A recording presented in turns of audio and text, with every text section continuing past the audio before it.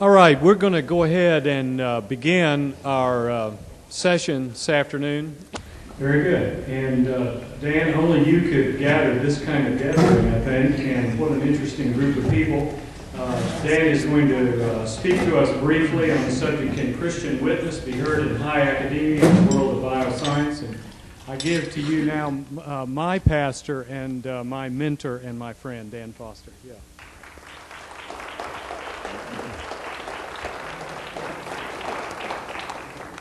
Well, I'm very pleased that so many people are here.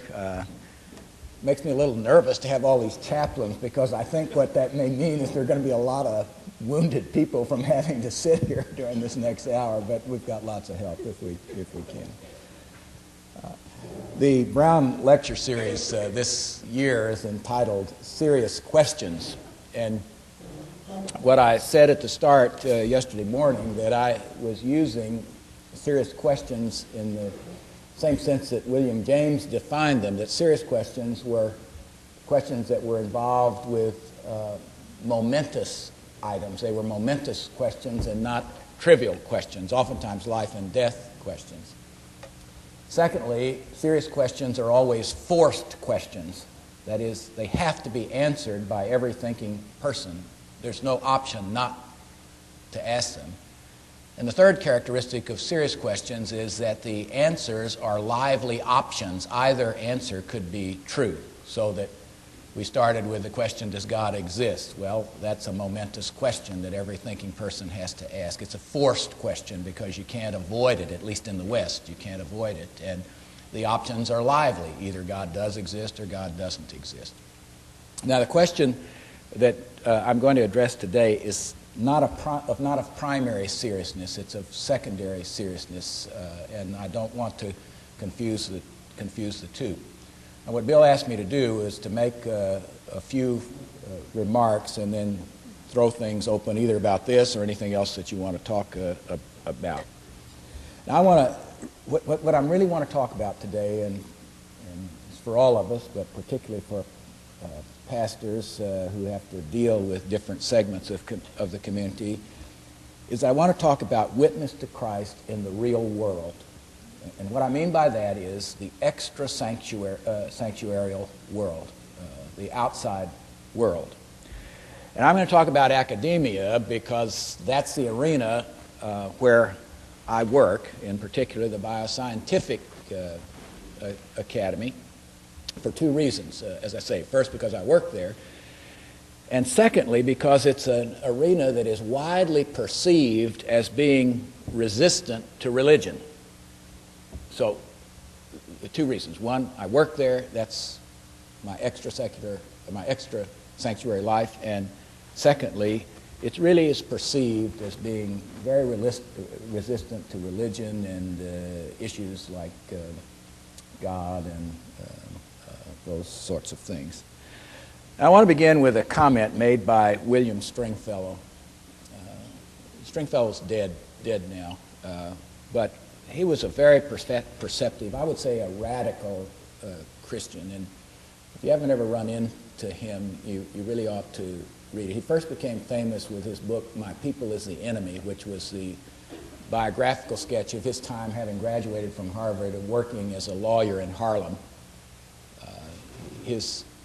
He wanted to do something about the racial things, but and this really I wasn't going to say this, but since I'm talking about him, he never conformed to the environment in which he found himself. He simply witnessed in it by his lawyerly skills and his Christianity.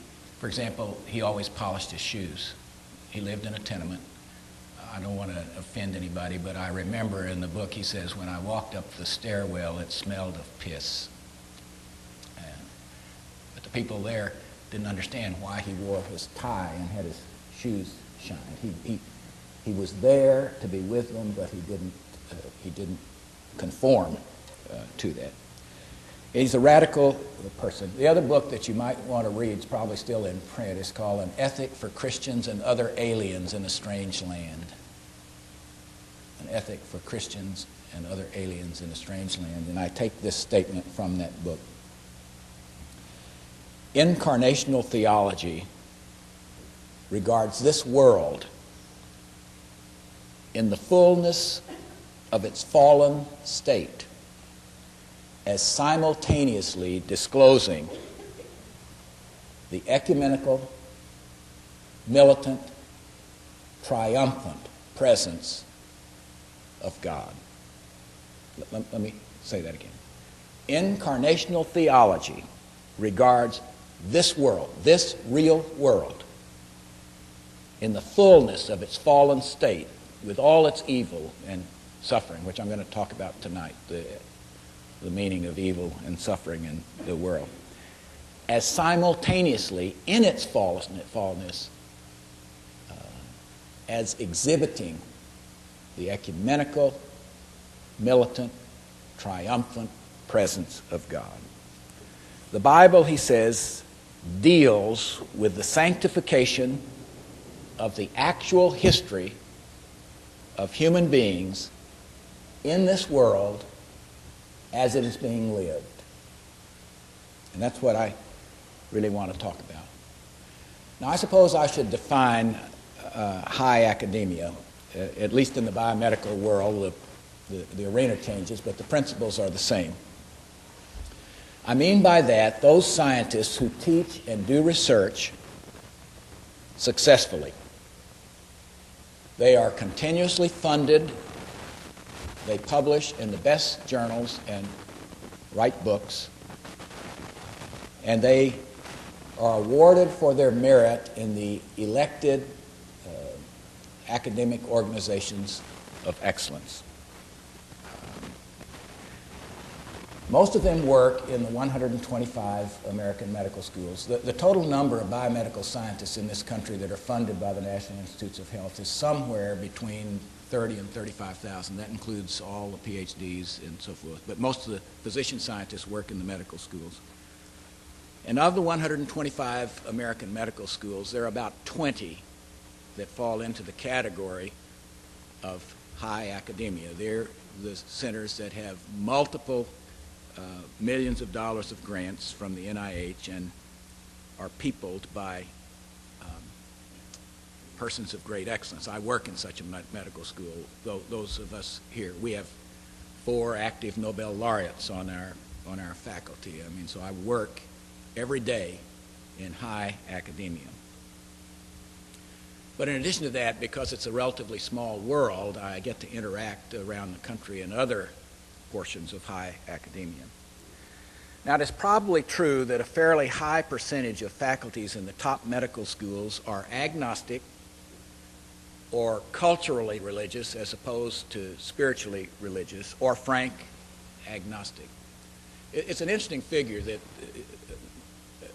Jews make up 3% of the American population, but about 65% of the high academia in biomedicine is Jewish. I mean, and many of the Jews are cultural Jews, but not spiritual Jews. I mean, it's a remarkable thing. And that's changing because the Oriental subsection of our community is growing extremely rapidly. There's now one Oriental who is the chairman of a department of medicine, for example, Dr. Zhao at the Brigham and Women's Hospital in Boston at Harvard Medical School, but you'll see that growing. There's going to be a major move towards particularly the Chinese and even surpassing the Japanese now. Jacques Monod was famous because he discovered the principle of the transcription of DNA and the formation of messenger RNA. And he received the Nobel Prize for this in 1965, along with 2 other compatriots. He speaks for these in academia who seem to be resistant to religious interest in high academia when he says, the ancient covenant, he meant the covenant between God and humans. The ancient covenant between God and humans lies in pieces. Man at last knows he is alone in the unfeeling immensity of the universe out of which he emerged by chance. That's a tough statement. And I would say one that is rather widely held in the highest levels of academia. Now, what I want to say this morning, or this noon, or whatever it is, as hopefully an encouragement to you, is something about my experience in this social environment of scientific academia. And what I want to say is that to be in the academy, and even to hold the view of Jacques Monod, does not preclude witness being made on behalf of Christ and the church. Now, there are two reasons for this. There are two reasons that this can be done in biomedicine. First, there is a serious flaw in evolution that is widely recognized even by the scientists.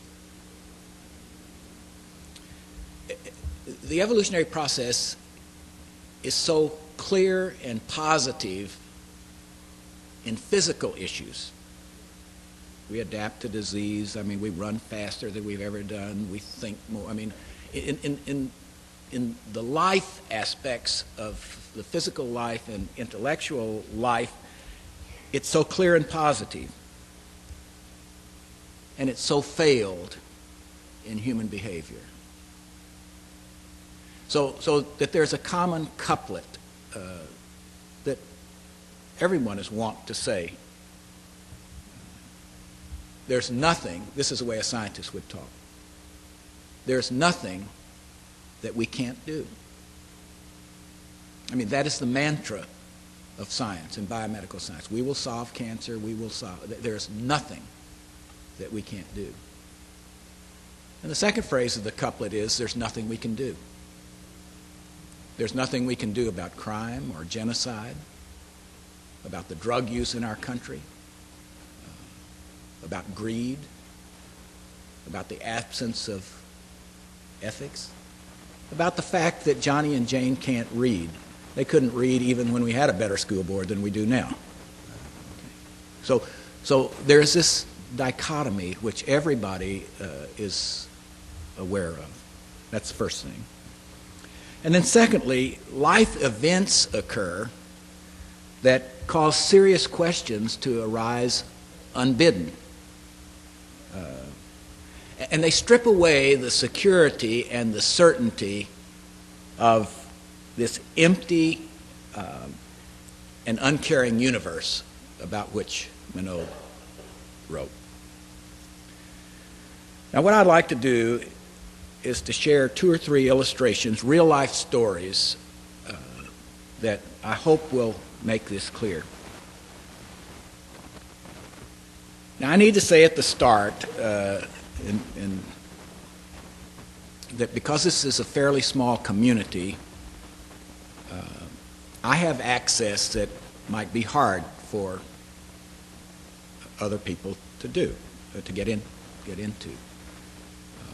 But because it's small, it's fairly widely known that I'm one of those odd people who is able to have a religious faith. And so what happens is that because I'm fairly well known for what I do, I mean, being a chair of medicine and so forth, but it's also known that I'm one of those odd people who holds to a religious faith. And I want to just share a couple of anecdotes about how this works, because I'll come back to this, I don't initiate this myself. Let me just give you two examples. I've got to be careful here because some of my colleagues know who these might be, and I don't want to break confidences, although there's nothing wrong with it. I mean, I arrived at a well-known medical school to give grand rounds and to be a visiting professor. My host was the chair was the head of the section of endocrinology. He's a quite famous scientist who's become even more famous subsequent to this. I went into his office. I had a schedule all day long, and I was to greet him for 10 minutes and then get on with the schedule. And he said, "I have to talk with you." This conversation went on for an hour and a half. My schedule was ruined for all the day. But here's the story he told me. He was a non-practicing Jew and married to a non-Jew. And he said, 6 weeks ago, my brother-in-law, who was the head of the House of Representatives in the state of Iowa, and a Mormon, who everybody thought was going to be a candidate for ultimately the presidency of the United States. He was a very active person in terms of running and apparently greatly beloved. His wife got up one morning and he was not there. He was absent. And when he came back into the house, he told his wife, "I had the most amazing dream last night. I dreamed I was in the hospital in Salt Lake City, Utah, and there were tubes going all throughout my body. And I was afraid." 3 weeks later, he began to bleed from acute leukemia. He was transferred to the University of Utah, and 3 weeks later, he was dead. And my friend said, "Tell me what this means." I mean, with a desperation, tell me why this happened to him and what this means. Well, I mean, if you want to hear about what it means, come to the lecture tonight. That's about suffering and evil. But I began to talk. You always try to talk at the level of where a person is. And so I did not talk out of the context of New Covenant. I talked out of context of Old Covenant. And I said, "Well, you know that I'm a religious person, and let me tell you about your own faith." I made the point yesterday in the sermon that there's one thing that is absolutely unique about the God of the Bible, and it's found nowhere else, in none of the education, not in any of the founding texts at all. The Jerusalem cluster shares many things. Judaism and Islam and Christianity, they all posit one God only, who is transcendent and stands outside creation and his creatures. All three agree that this God is good, that he is just, that he is merciful. All three agree that he makes moral and ethical demands on his children. All three agree that heaven or hell depends on one's actions in life. But the God of the Bible has one thing that is absolutely unique, that is not present in the Eastern religions, not present in Islam or the Quran, and that is this: that God is love, and more than that, that he desires his creatures to love him. That is unique and unreproduced anywhere. And so I began to tell him about the one God, and I said, one of the earliest things, I'm not going to repeat what went on, I'll tell you the story very quickly, but I remember telling him, because I want to tell you what he told me at the airport, I said, "And this God, whom every practicing Jew praises every day, by saying, 'Hear, O Israel, the Lord our God is one, and you shall love the Lord your God with all soul, heart, soul, and might.'"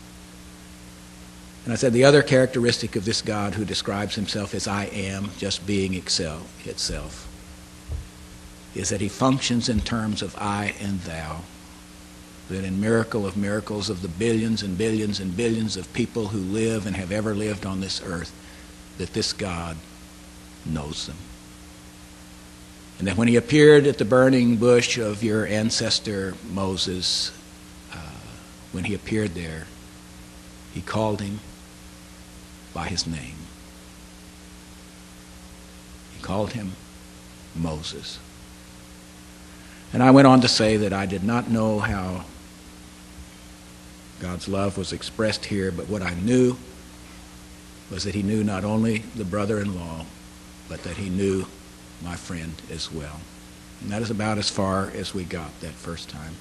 I almost missed my plane because he took me to the airport, and we were sitting outside the airport. I'm sorry where I was, and he said, "You mean to tell me that God knows me, that he knows me?"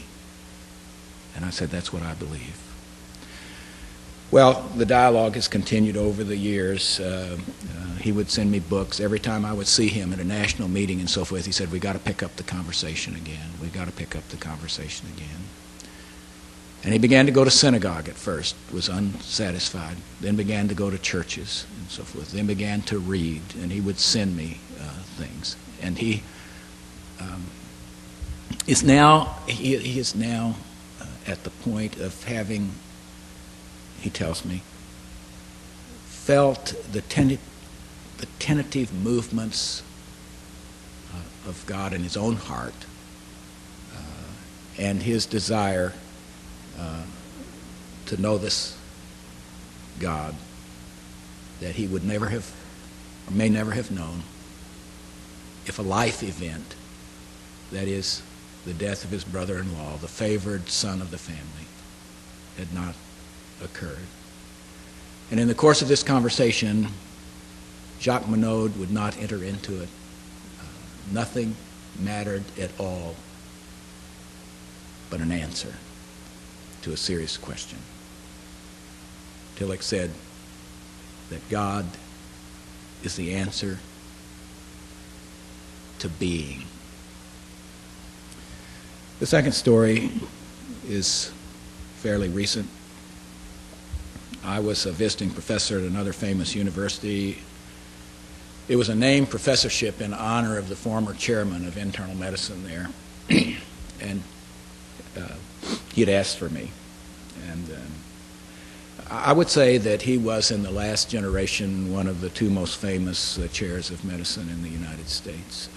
When I arrived there for this week, he told me that his brother had just died that night. His brother was a long way away. They'd gone to medical school together, were very close. And I expressed my sympathy. He said he was very moved by a Stoic view, which, C.S. Lewis used to always say that if he wasn't a Christian, he'd be a Stoic. I mean, it's a brave life. And I said, well, I would take a different view. And I told him that the tradition from which I came felt that the soul was immortal, and we talked back and forth. That night, at the dinner with the faculty there, which I was to address, he sat next to me. I've known him for a long time. We'd never had a conversation like this before. But he knew that I was one of those odd folks. And he said, "You didn't know that I was a lapsed Presbyterian, did you?" I said, "No, I sure didn't." And I said, "Yep. Came from South Carolina. Family's all still buried there in the Presbyterian church." Said, "Why'd you leave it?" Well, they were fundamentalist Presbyterians, and they were very narrow in their definition of who could be part of God and who couldn't. For example, he said, "You want to know why I am not a Christian? Because you believe that the man sitting next to you when he dies is going to hell." The man who was sitting next to me had been my mentor for when I was a fellow at Southwestern Medical School. He was another Jew. One of the kindest, most wonderful people I ever knew, who was so generous with his money and his times and his brains that, I loved him. And he got recruited away to this other place, and he was dying from a cancer of the lung when I got there. And I said, "Why do you believe I believe that?" And he said, because you're a Christian. Well, it's a long story, but I said, I do not believe that. And I said to him that I believed that the Christ event overarched history. It extended before and after.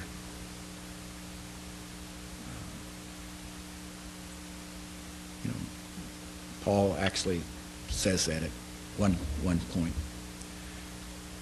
And I said, it's not for me to decide where God's mercy lies. But my Bible tells me, as the apostle said, that when the pagans who do not know the law do what the law demands, that they are counted righteous before God.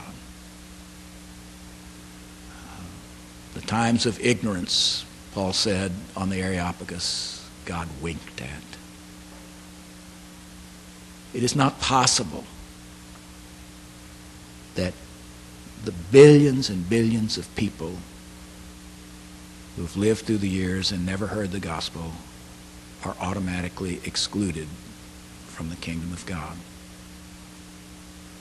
And I can tell you that Abraham and Isaac and Jacob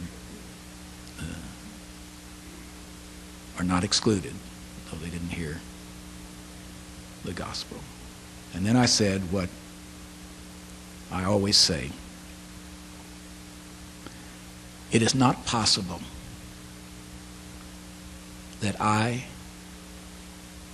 who learned mercy from the God who is loved, could be more merciful than he. It is not possible that I could be more merciful than he because I learned it from him.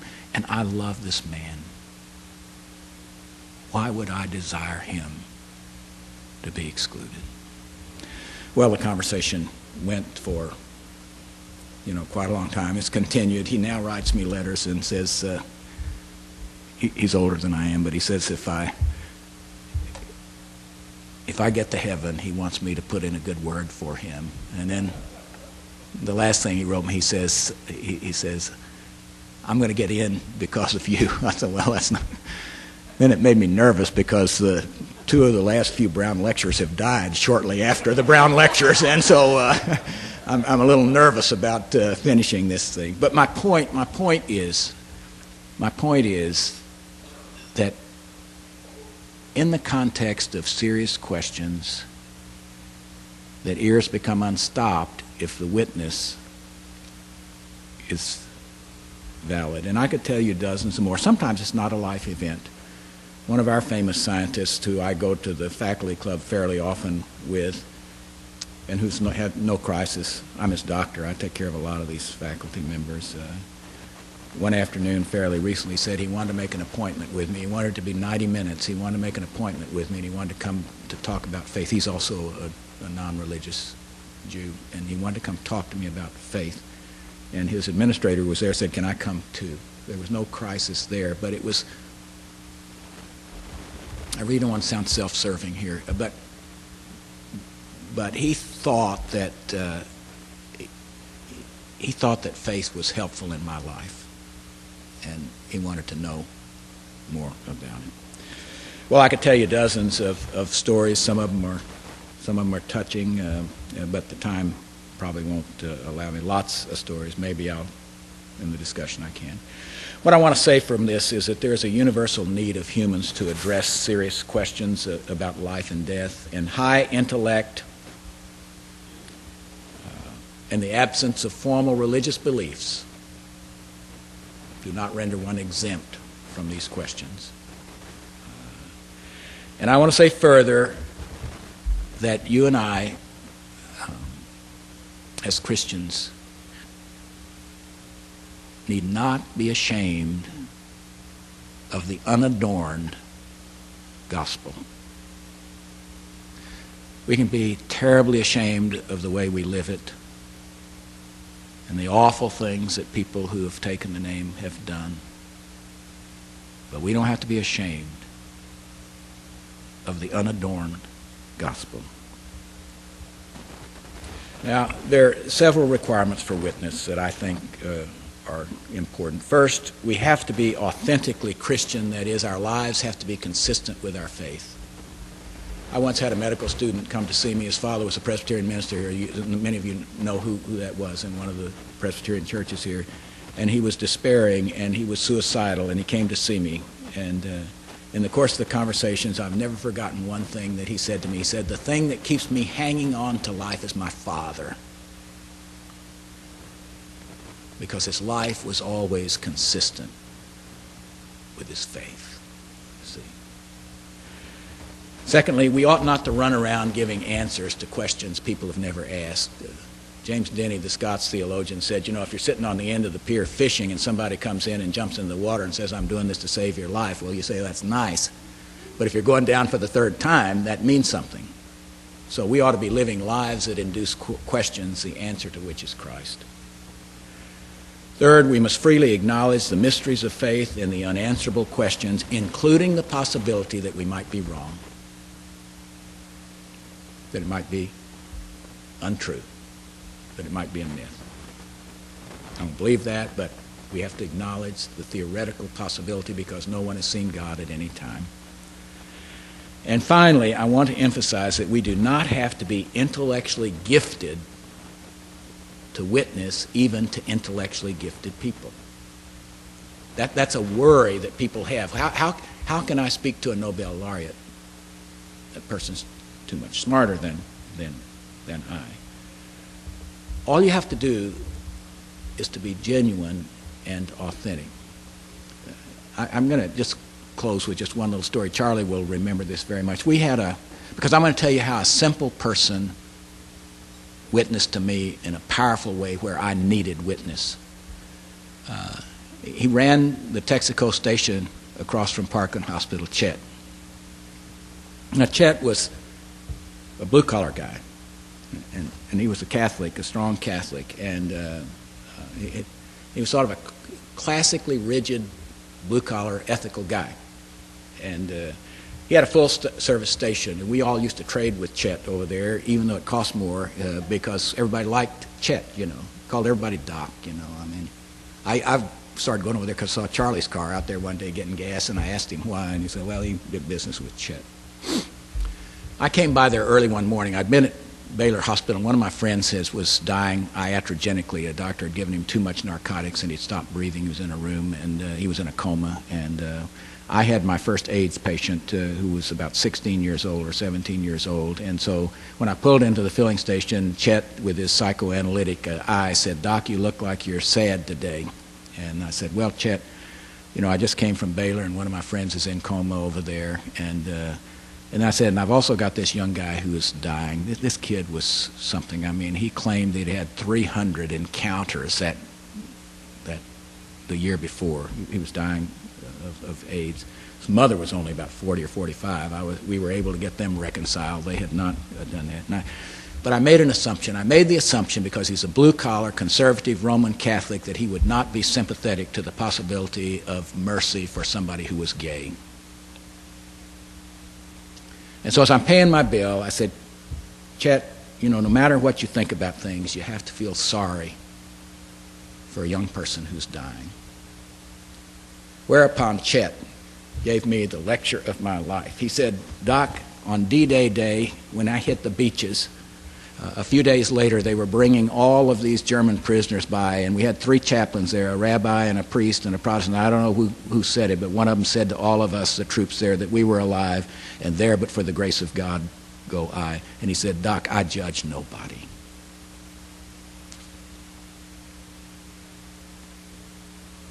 And when I went out to get into my car, he opened the glass door of his station and he yelled out and he says, "Hey, Doc, you tell that kid God loves him." Well, I'm probably smarter than Chet. I don't run a gas station. I'm a professor of medicine and so forth and so on. But his witness was authentic and unforgettable. And let me tell you how this thing worked. I was a trustee of the Park Ridge Institute. Some of you know that Marty and I have been good friends ever since they tried to recruit me up there. And when I first went there, he was president of the faculty senate, and his wife was dying of cancer. And sometimes, he's in the midst of the divinity school, but sometimes a stranger can come in and you can talk to the stranger that you couldn't. And we got to be the closest of friends. We were waiting for the meeting to start, and he says, "What's up?" And I told him this story about Chet. And Marty wasn't taking notes or anything else. And the next thing I knew in the Christian Century was his column, and it was entitled "Theology by the Gas Station."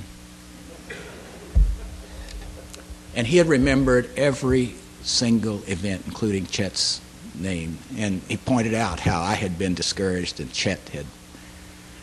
Well, what happened was I was besieged by letters from ministers and all over. A little old lady from a Methodist church called me up and says, "That boy's still alive. I'm 80 years old. I want to come."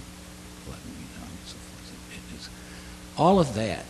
Marty said that column, in all the years he'd been writing the column, received more response than any column he had ever written. And that was because of Chet. Well, Chet subsequently had a tragedy. He would always get there at 3 o'clock in the morning, and he was savagely beaten over the head and brought into Zale Lipsche Hospital. And I tell you, everybody was gathered around. Charlie was there. The other people gathered around. He lived. It was awfully hard of him, for him to have accepted that because he was so kind and so forth. Parkland bought the gas station, and Chet's gone. I close here with another saying from Stringfellow. This is what I've been trying to say. In the face of death, he says, he's just talking about death, not in physical dying, but the death that's rampant in the world of evil and so forth. In the face of death, live humanly. In the middle of chaos, celebrate the Word. I'm capitalizing it, the Word. Amidst babble, I repeat, speak the truth. Confront the noise and verbiage and falsehood of death with the truth and potency and efficacy of the Word of God. Know the Word. Teach the Word. Nurture the Word. Preach the Word. Defend the Word. Incarnate the Word. Do the Word. Live the Word. I think that's what we do in extra sanctuary life, and what I've tried to say is that it's my experience in quite literally hundreds of cases that even in a relatively hostile environment, that it is possible to bring authentic witness to Him who is the Savior of the world in a redemptive fashion for them as well. So it's a word of encouragement about what we do. I'm ready for any questions or whatever.